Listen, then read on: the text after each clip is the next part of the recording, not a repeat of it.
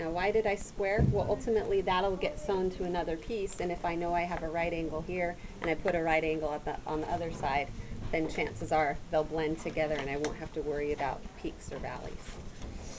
Okay, so I'm going to lay this guy down.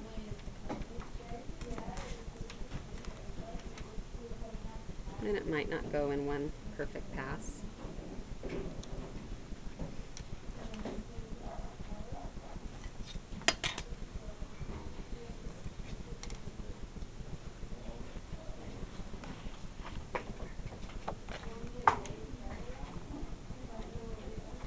Okay, so we're blending a curve from the top bust around down to the armhole.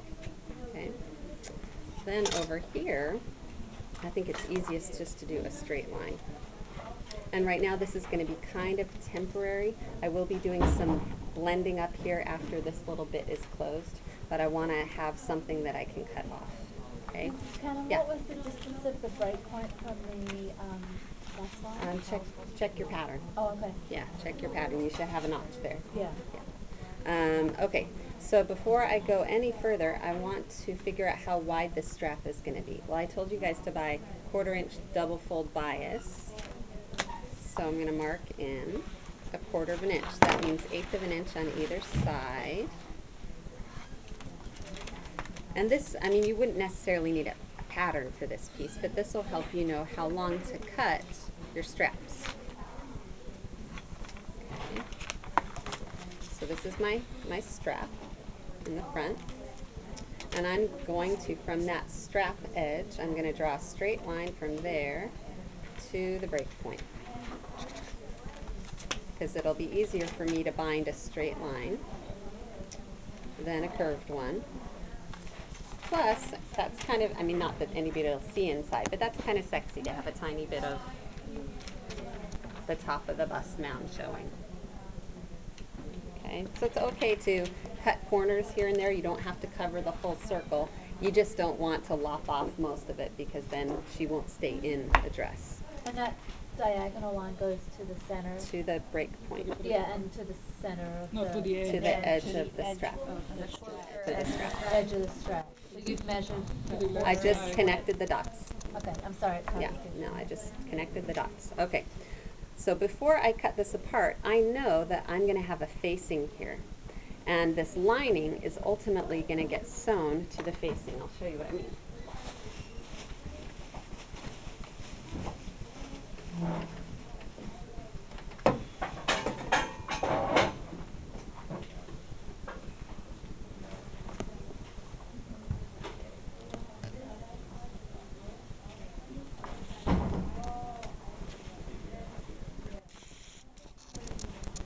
Okay, so this facing will complete the placket on the other side, reinforce where the buttonholes and buttons go. And the lining is not going all the way to that front edge. The lining is going to be sewn to the facing. The facing is going to extend all the way from the bottom of the dress up through the whole lining section. It's going to face the lapel, and then it's going to go up and clean finish the neck edge. So it's going to be this huge, long piece. So with this piece here, we can discover half of it, and then we'll cut that out and save that. And then when we do the skirt, we'll discover the rest of it and tape it together to make this long piece. So this is sort of where we're headed. Okay, so we can kind of visualize. I want to show that side. It'll be easier to see on this side. Okay.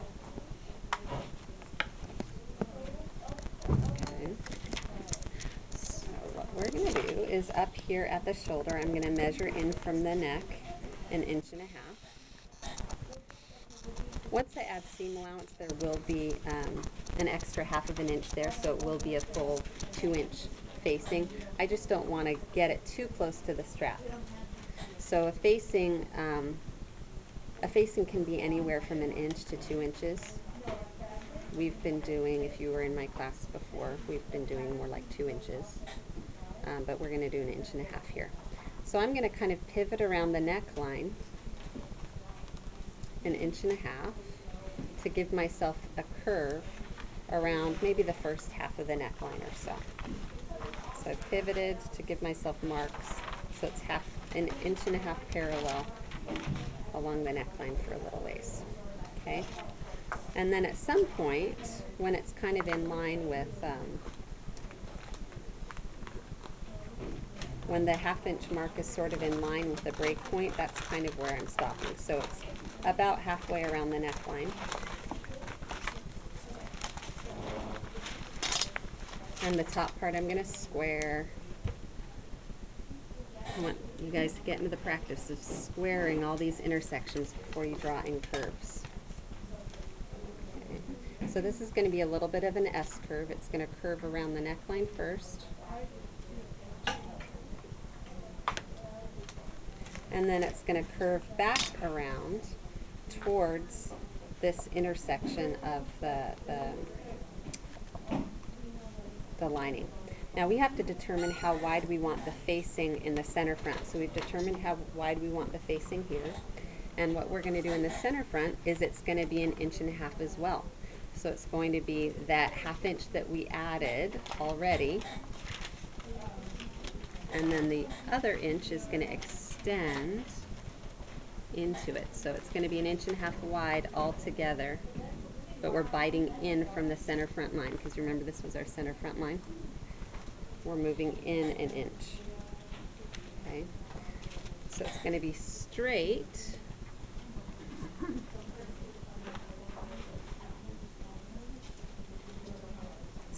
up until the break point level. So here's our break point level. It's going to be straight up into the break point level. And then from there, we're going to curve it up to meet this shoulder curve. So it's parallel, parallel, parallel, parallel, parallel until the break point level. 1 inch. 1 inch beyond center front, or it's 1.5 inches total.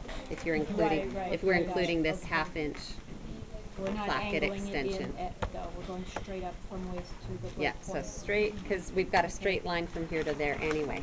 Right. So at that break point level, the lapel's going to veer one way and our facing's going to veer the other way. And we're going to gently curve to meet it. So the shallowest part of my French curve I'm going to use to connect the dots the other way. So when you use the French curve along the neckline, you just kind of did it towards the bottom because it's square for a little bit, and then I'm trying to mimic. I'm trying to kind of mimic the neckline, so it's sitting that way first. And I know it's straighter up here because I squared it up there. So I always put the straightest edge towards the straight part, and I put the curvier part towards the curvier part. So you're kind of mimicking. You've got kind of a frame of reference anyway. So I've traced in the first 2 or 3 inches that way, and then I flipped it the other way to blend from that first curve to that straight line. Okay? So we've got our facing bit, our strap portion, and our front bodice that we need to close this little section here. So now is the time where we cut it apart. So I'm going to cut along the facing line.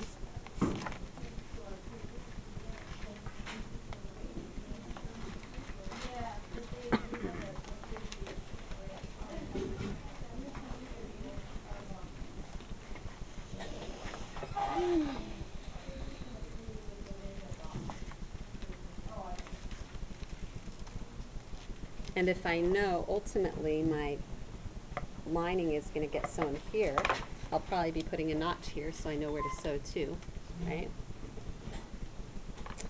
And then I'm going to cut out this side. So it's a straight line.